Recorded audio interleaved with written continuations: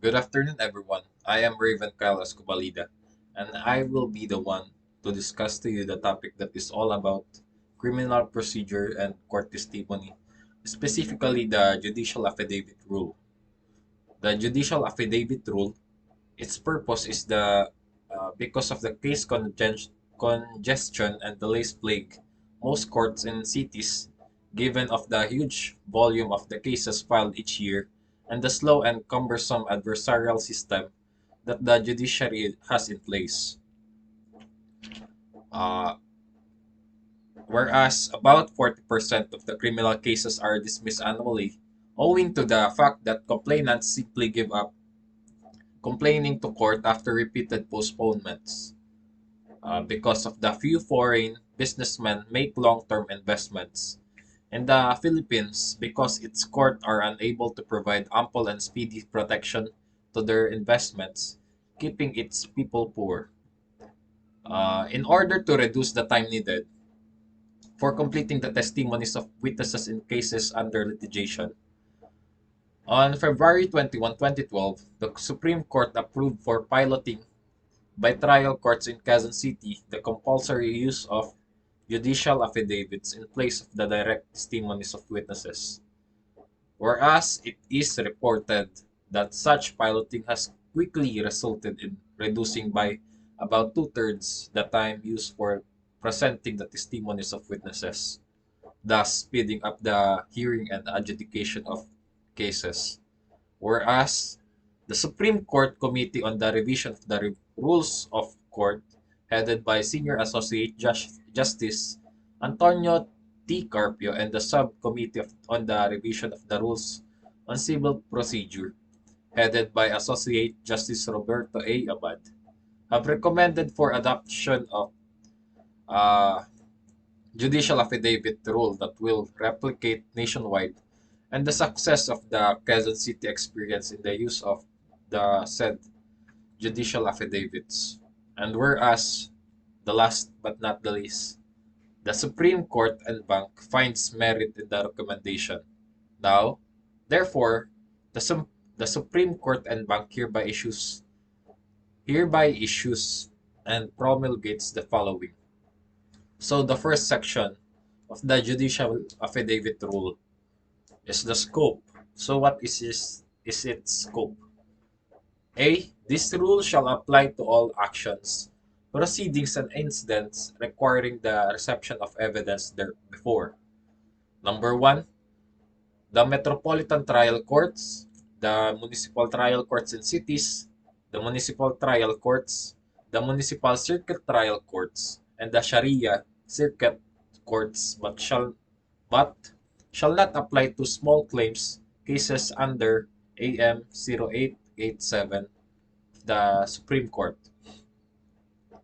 The second one, the regional trial courts and the Sharia's district courts, the Sandigan Bayan, the Court of Tax Appeals, the Court of Appeals, and the Sharia Appellate Courts. Fourth one, the investigating officers and the bodies of authorized by the Supreme Court and to receive evidence, including Integrated Bar of the Philippines or the IBP. And the fifth one, the special courts and quasi-judicial bodies whose rule of procedure are subject to disapproval of the Supreme Court insofar as their existing rules of procedure contravene the provisions of this rule number one. So B, for the purpose of brevity, the above courts, quasi-judicial bodies, or investigating officers shall be uniformly referred to here as the court. So the second section, section 2, which is entitled Submission of Judicial Affidavits and Exhibits in lieu of direct testimonies.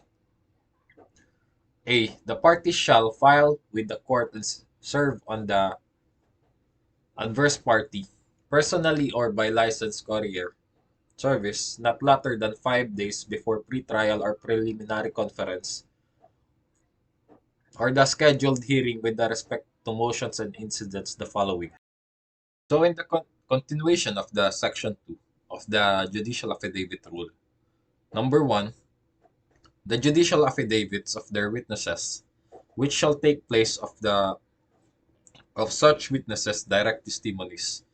And number two, the parties documentarily or object evidence, if any, which shall be attached to the judicial affidavits and marked as exhibits A, B, C, and so on and so forth in the case of the complainant or the plaintiff, and as exhibits 1, 2, and 3, and so on and so forth in the case of the respondent or the defendant.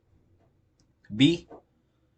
Should a party or a witness desire to keep such original document or object evidence in his possession, he may, after the same has been identified, marked as an exhibit, and not authenticated, warrant in his judicial affidavit that the copy or production attached to such affidavit is a faithful copy or reproduction of the original. In addition, the party or witness shall bring the original document or object evidence for comparison during the preliminary conference with the attached copy. Reproduction or pictures failing with the latter shall not be admitted. This is without prejudice to the introduction of secondary evidence in place of the original when allowed by existing courts. So the third section, section 3, is the contents of judicial affidavit. A judicial affidavit shall be prepared in the language known to the witness and, if not in English or Filipino, accompanied by a translation in English or Filipino and shall contain the following. A. The name, age, residence or business address and occupation of the witness. B. The name and address of the lawyer who conducts or supervises the examination of the witness and the place where the examination is being held. C. A statement that the witness is answering the questions asked of him, fully conscious that he does not so under oath that he may face criminal liability for false testimony or perjury. D. Question asked of the witness and his corresponding answers, consecutively numbered that number 1. Show the circumstances under which the witness acquired the facts upon which he testifies. Number 2. Elicit him those facts which are relevant to the issues that the case presents. And number 3, identify the attached document and object evidence and establish their authenticity in accordance with the rules of court. So E, the signature of the witness over his printed name. And last but not the least, the F, jurat with the signature of the notary public who administers the oath or an officer who is authorized by law to administer the same. Section 4. Sworn attestation of the lawyer. The judicial affidavit shall contain a sworn attestation at the end, executed by the lawyer who conducted or supervised the examination of the witness, to the effect that, number 1, he faithfully recorded or caused to be recorded to be questioned he asked, to the questions he asked and the corresponding answers that the witness gave. And number 2, when neither he or nor any other person then present or assisting him coach the witness regarding the latter's answers. B. A false attestation shall subject the lawyer I mentioned to disciplinary action, including disbarment. The fifth section, which is entitled subpoena.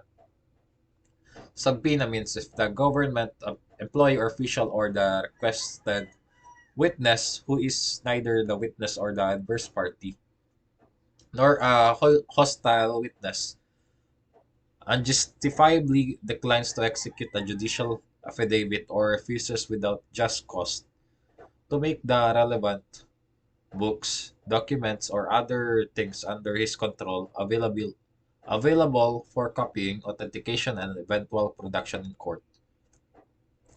The requesting party may avail himself of the issuance of a subpoena ad testificandum or duces tecum under Rule 21 of the Rules of the Court. The rules governing the issuance of a subpoena to the witness in this case shall be the same as when taking his deposition, except that the taking of a judicial affidavit shall be understood to ex parte. So the last section of the judicial affidavit rule, section 6, is entitled offer of and objections to testimony in judicial affidavit. The party presenting the judicial affidavit of his witness in place of direct testimony shall state that the purpose of such testimony at the start of the witness at the start of the presentation of the witness. The adverse may move the adverse party may move to disqualify the witness or to strike out of his affidavit or any of the answers found in it on ground of inadmissibility. The court shall promptly rule on the motion and, if granted, shall cause the marking of any excluded answer by placing it in brackets under the initials of unauthorized court personnel, without prejudice to a tender of excluded evidence under Section 40 of Rule 132 of the Rules of Court. So the purpose of the judicial affidavit uh, is to shorten to have a speedy trial. The judicial affidavit contains the question and answers to the testimonies. Uh, this judicial affidavit contains the direct testimonies done by the witnesses submitted before the pre-trial. So that is all. I thank you.